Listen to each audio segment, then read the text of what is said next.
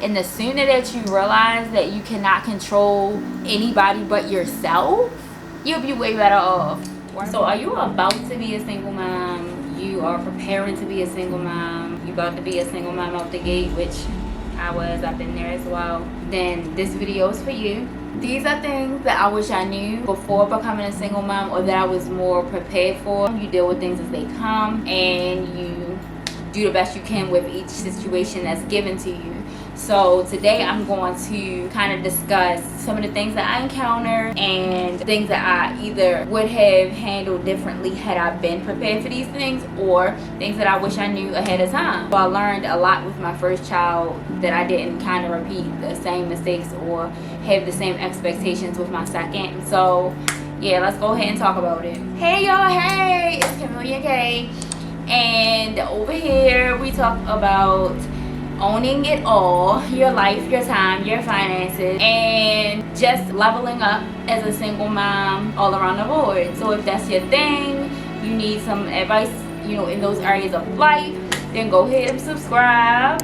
Welcome to the fam, chameleon. Okay, so the first one is nobody will love, and I don't know if I should say love, but or look out for your kid the way you will. I know you've heard the saying, it takes a village to raise a child, and don't get me wrong, I have my village, right? But when I say this, I mean that in the beginning, for example, I've had friends, and I'm not talking about anybody in it. Well, let's just say this, generally speaking, and so I'm not specifically saying anybody I was, in an intimate relationship with or anything like that. I'm talking generally speaking. I have male friends that have played roles, especially with me having a son. I have two kids, one is a boy, one is a girl, so my son was my first. And so his father wasn't around from day one. So I had a best friend, like a close friend, that stepped up in that role for my son at the time. And he was very active. He was there for all, his major milestones. He was there for everything when I gave birth to him, his first birthday, everything, all the major events in his life, he was there, right? And then when my son was around 2 or 3, I'm not even sure exactly the age, but let's just say it was still the early years, he had a son of his own. And he didn't have any kids beforehand, right? So once he had a son of his own, things kind of changed. I understand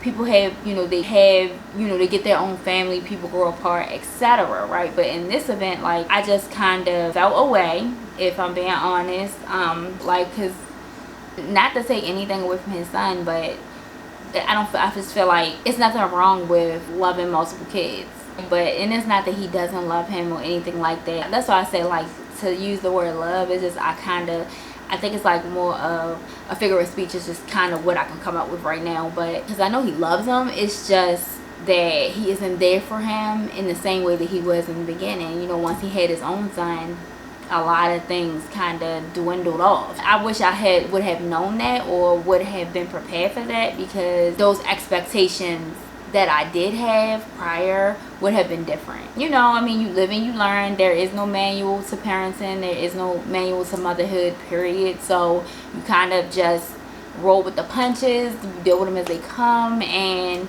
you just do better next time, right? So that was just an example of what I mean when I say nobody, you're gonna always be there. You're always gonna be, day in and day out, you're not going anywhere. So it's a difference between obligation versus option. You know what I'm saying? So yeah, it's optional, and there are guys out here that step up and never step off. You feel me? They're there to stay.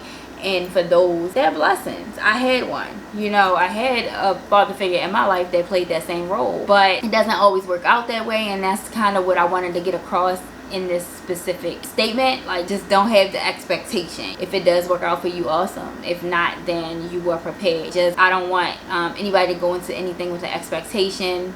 People always talk. People may have pure intentions, but those intentions don't work out all the time. So that's just one of the things that I kind of wanted to put out there, and I'm going to go ahead into the next one.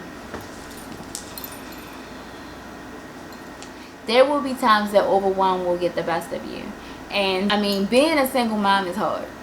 It's hard. I don't know if anybody can be completely prepared for everything that comes with it. And there will be times when you are overwhelmed, when you're dealing with everything's falling on you, or someone's lacking in the area. Even if you are co-parenting, it could be times where majority of it is falling on you, or you feel like you're getting an unfair share of tasks or responsibility, and you got to do what you got to do, right? So you can get overwhelmed when and you can have breakdowns. I have had times where I've been upset. I've had breakdowns, like, because I'm overwhelmed with everything that I have to do, how everything is falling on me. I gotta be mommy, daddy, I gotta be everything, counselor, I gotta wear every hat. It's not a shared responsibility, and this isn't the case for everybody. So even if you have an awesome co-parent, if you guys aren't in the same household, even if you do co-parent and that child is in your household, it will be on you. I've seen a lot of like single moms, you have the breakdown, and it's like, I just need a break. I need time to myself. Raising a kid is hard with somebody, so imagine taking the full responsibility. There is no 50-50, it's all you. So in those cases, it's hard. I mean, I guess that's what I'm trying to say. It's just it can get overwhelming, the amount of work, dedication, day in, day out, no break.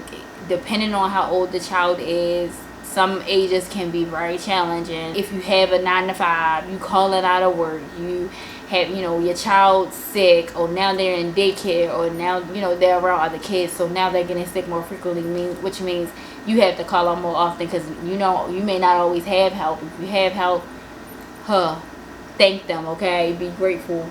But if you don't, it's going to be on you. You got to call out. You got to miss work. You got to miss money. And then you missing money may cause you to fall short in other departments. It can get overwhelming. Sometimes you just, when I say you need a break, sometimes it's just a mental break. Like, you have a child that you're literally dealing with 24/7, 25/8. It's no breaks, and that can get hard. It can be hard for anybody, especially the ones who don't have even the family support that's willing to watch your kid at times, or it's just it's all kinds of families, it's all kinds of support systems or lack thereof out here. So I just want you to mentally be prepared for what may come with single motherhood, if you aren't there yet, or if you're you're still early on in it. I think all of us love our kids, all right? We love our kids. We love being around them. We love spending time with them. We love seeing them light up. We love seeing their milestones. But sometimes you need a damn break. Let's be real. Overwhelm can get the best of you, and that's what I mean when I say that. So just know those nights that you may have to cry yourself to sleep, or you just are so overwhelmed with everything you have to get done all by yourself, everything you have to be, I don't know, depending on the age of your child, maybe you cry in the shower. Just know that you aren't alone. Honestly, I don't think there is one single mom that hasn't had a breakdown. I don't know, I've never seen it. Maybe I don't. Comment below if you don't do breakdowns, you ain't never had a breakdown, you know what I'm saying, and your child is above 5. Like, if you hit above 5 and you never had a breakdown, because even as an infant, sometimes it can get overwhelming. They are demanding, and you have to answer their demands. It's like, yes ma'am, yes sir. Like, you might as well go ahead and get used to it. But just know you aren't alone. We've all been there.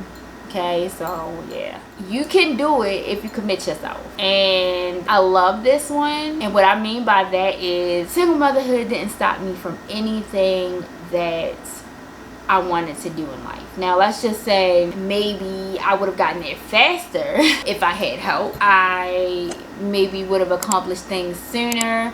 Things would have, been faster, easier, etc. But it didn't stop me.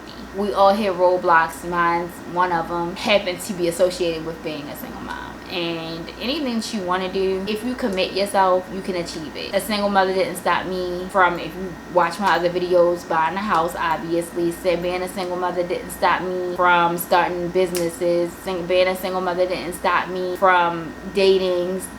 Being a single mom didn't stop me from anything that I wanted to have, find, achieve in life. It didn't stop me from traveling. It didn't stop me from any of that. It's a way to do everything, is if you take the time to educate yourself depending on what you want to do, put yourself in position to do it, create a plan, and get it done. I kind of had this motto. I've always had this motto, and I've had this mentality where, and I know this is kind of like a man saying, so it may sound a little masculine, but I had this mentality where can't wasn't in my vocabulary, period. I didn't have that option. I didn't have the option to be lazy. I didn't have the option to just not do it because I'm a single mom. That is no excuse. I didn't make excuses. I made ways. You get what I'm saying? I didn't make an excuse. I made a way, and I've always lived by that. So I just had to do what I had to do to make things happen. Was it easy? No, but I did it, and if I did it, you can too. And I mean that in anything you may want to achieve in life. I mean anything. It doesn't matter what it is.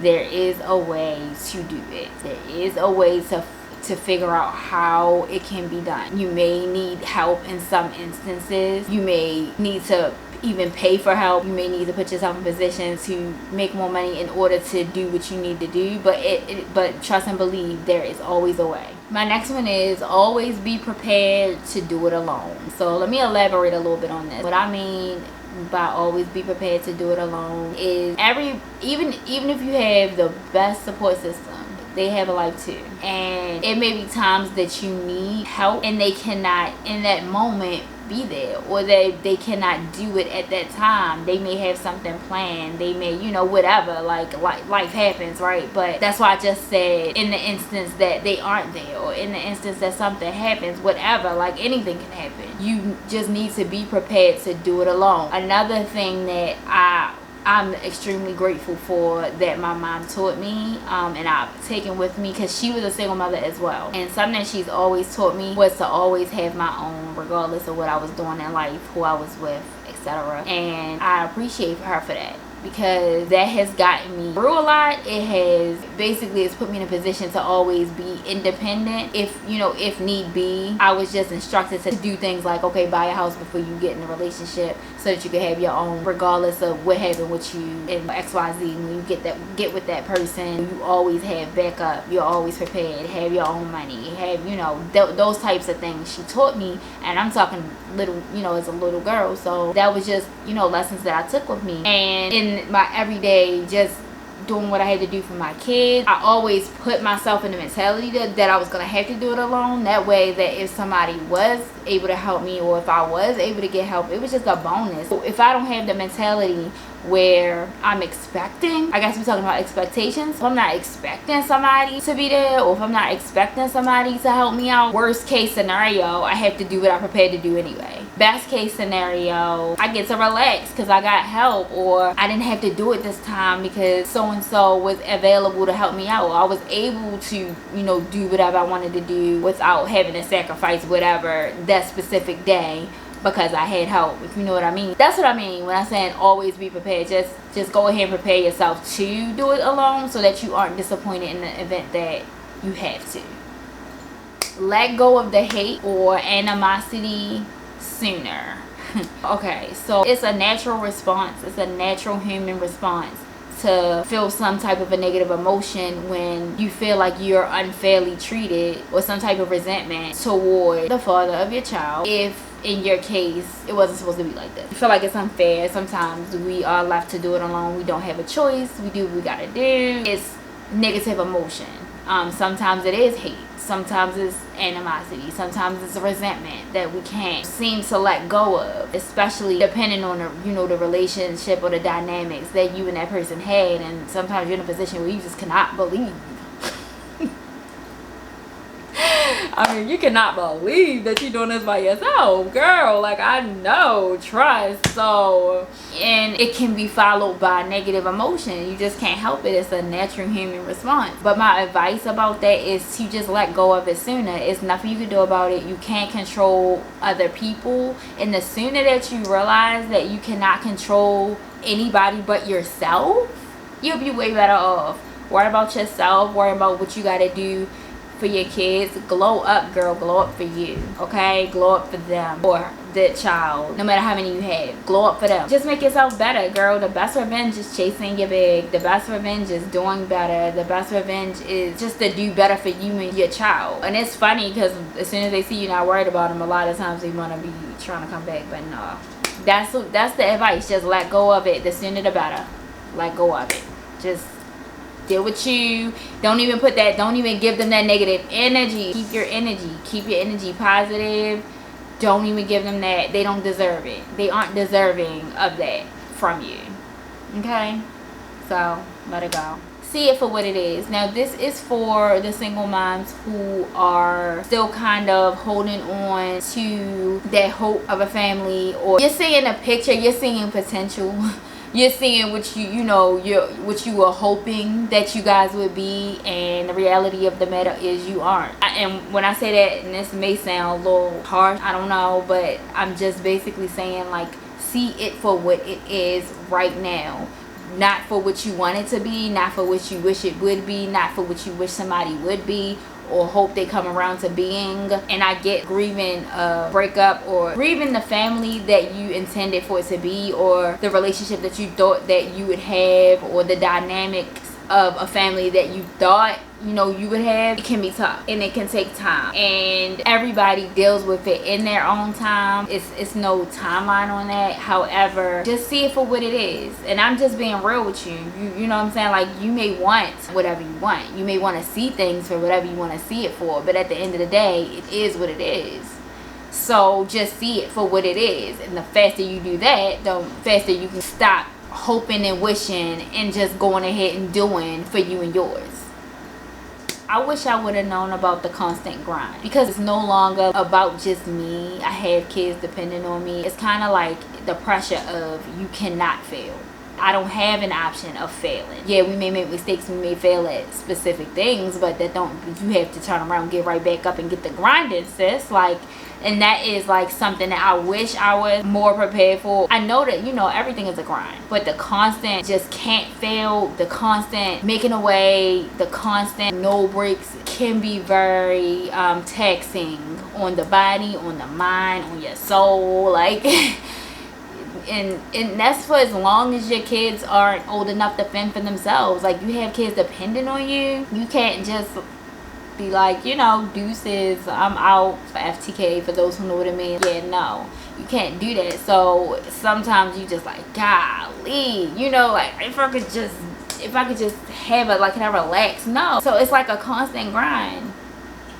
So in my more recent years, I've just been like, okay, I need to just put myself in a position where my money working for me. In the beginning, I didn't know as much as I do now, and so yeah, I'm putting other things into play so I don't have to grind as much as I was, or the constant grinding I was doing, so I can eventually step out of that role of constant grinding. I wish I would have known that my world would absolutely hands down become them. Everything I do for them. Everything, all my thoughts, all my actions, all of the decisions I make are centered around them. I have to think about them. And if it was just me, I could be careless, I could have fun, I could not be such a serious thinker in every aspect of life all the time. But because I have kids looking up to me, I have to be wise about what I let them see. I have to be wise about what I let them think is acceptable. I have to constantly kind of make sure that I'm not making certain mistakes. Certain mistakes I just cannot, allow myself to make for their sake. And I'm just very conscious about what I'm feeding their minds. So it's like kind of like a need to be, I'm already a perfectionist in a lot of things. So it's like kind of like a need to be a perfectionist in life. especially in their eyes. And it may not be the healthiest thing, but that's just something that I dealt with. And because of that, you know, they are my world. They my babies, you know. They always be my babies. So I just always think of them in all of my decisions. And you probably will too.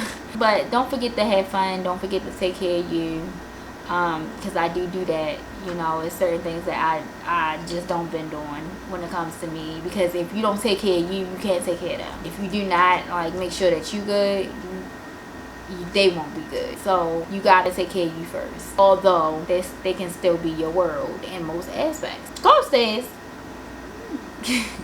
The body changes. Alright, so before I had my first kid, like, I was used to having this perfect, I mean, like, to me, perfect physique, no stretch marks, just, you know, just perfection in my eyes. And when I had my son, it wasn't, I mean, I would say, like, I had like these two little, and I'm not even exaggerating, like little stretch marks. But when you're used to not having anything, that can be devastating. Y'all, I was like, oh no, oh my god, like you couldn't even see them. But it was, to me, I knew they were there. It may not have been that big of a deal to the world, but it was to me. And other moms have different body changes that I didn't experience, like weight gain and things like that. I didn't go through those things, but everybody goes through different body changes, you know, in pregnancy, or can. So yeah, like I said, everybody may not go through everything on this list, but you might go through some. So just, you know, that was one of the things that I wish that I was prepared for. So yeah. Oh, and with my second child, that was a whole nother story. We're not going to get into that. I wish I was prepared for that. I don't even think I thought about. Yes, I did. That's a lie. I thought about that. I think that was like that was probably one of my biggest fears. But hey, what can you do? They call it your warrior scars. So something else that kind of just snapped at me was like the sudden need to grow up. I had my first child when I was 21, and a lot of things that I didn't care about or weren't as important to me or felt like I had time for immediately changed. I became immediately more responsible than what I was, and it was just automatic, like, okay, just automatic growth. I need to create stability. I need to do X, Y, and Z. I created a plan. Things just automatically change for me. It's not like that for everybody, but for me, yes. Like, I grew up. It was no more. I stopped going out. When I say going out, I mean clubs and stuff like that. I was in clubs before I should have been. If my mother watches this, I'm sorry, but yeah, I was in the club at 15 years old. Clubs from 15 to 21, okay? Like, I was having fun, but 21 years old, I stopped going out. That part of me kind of died. A lot of things changed for me, but I immediately matured, and I probably didn't have to as much as I did, but like in certain areas, I probably could have been a little bit more lenient with myself, but I wasn't. Hey, that was just something that I experienced. The financial change. We all know that kids cost money, but golly, y'all, I almost feel like I spend so much more on them than I do myself, and I wish I was more prepared for the financial change overall, as it was no longer just me. And I mean, and I know that that's obvious, but I just don't think I was prepared for as much of an impact that it had. I was, like I said, I was young, and it's a way of life now. It's just a natural thing. It's second nature. But yeah, at first I was like, wow, that was definitely one. The financial change that came with being a single mother and all of the sacrifice. But I wouldn't change it for the world. I love my babies. I wish I was prepared for how hard and tough that I would become due to the experience. And this has kind of showed up in my dating area of my life. And honestly, I guess my thought process behind this is just, I feel like being a single mom, you can't make excuses. I couldn't make excuses. Like I said before, I had to make a way. There was no I can't. There was no I can't do this or I can't afford that. No, it was none of that. It was figure it out, right? So by me developing this hard, tough shell, also I never really gave myself time to cry or be, you know, or be vulnerable or upset. Like, I felt like crying was a waste of time. Honestly, I still kind of feel like that. I still have, like, I live my way of life like kind of like that. It gets me through things. I don't cry. I mean, I cry, but if I do cry, it's like, okay, that was enough. You did your little cry, you got it out, get back, you know, get back to work, or get back into being productive, or, you know, get over it. Like, you know, I kind of treat myself that way. I treat myself like, you wasted your time, you did all of that, you gave the waterworks, and now you're still in the same position when you're done crying. And that's kind of how I operate. Like, again, that's probably not, I don't know if it's healthy. I don't know. I've never been in therapy, y'all, but I do know, I feel like crying is a waste of time, because the time that I spent crying, or the time that I spend feeling bad for myself, or the time that I spend, you know, down about whatever, or feeling a way about something, I could have been putting in that energy into something positive to change my situation. I even talk to myself like, if you're not going to do something about it, then shut up.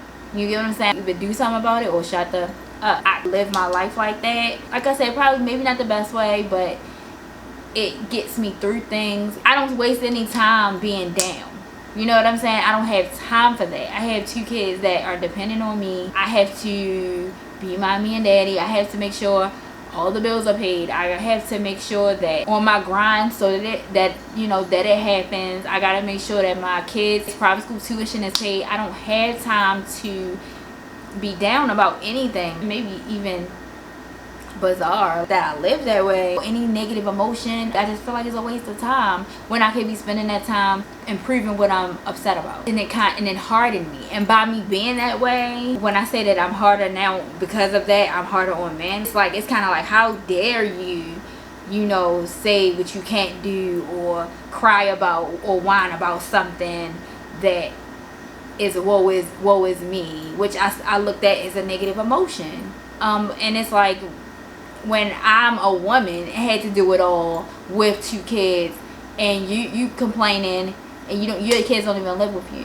You know what I'm saying? It hardened me in that way. I wish like I was prepared for that, or, you know, prepared to deal with that, or even know that I would be that way, because I wasn't like that before. Prior to children, I was so sweet. I was vulnerable. I was sweet. I was present with my emotions.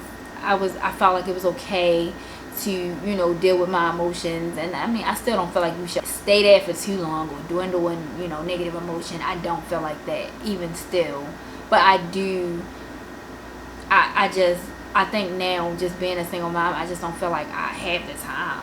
As if like you have time to mope and be sad and give negative emotion to a situation or a temporary feeling when you're supposed to be grinding for these kids. You know what I'm saying? Like, it probably sounds so unhealthy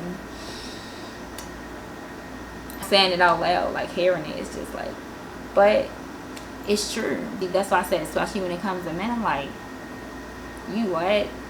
Boy, bye. Like, it's almost like a weakness, or, you know, I just kind of look at that as weakness. Like, I could never, you know, do that. I wasn't moping about it. I wasn't, you know, and it's probably unfair and something that I need to work through on a personal level, but it affected me that way. So those are the 12 things. Those are the things that I wish I had known and that I was prepared for as a single mom. And if you are about to be a single mom, you're preparing to become a single mom, if you already are and you clicked on this video, then let me know below if you've dealt with any of these things, or if this video was helpful in any way, because I do love to hear from y'all and I do respond to comments. So talk to me. Sometimes there's a lot of people that watch a video and then, you know, never say anything to you. I'm very personable. Talk to me. Follow me on Instagram. Let's get a little bit more acquainted. All right, y'all, it's been real.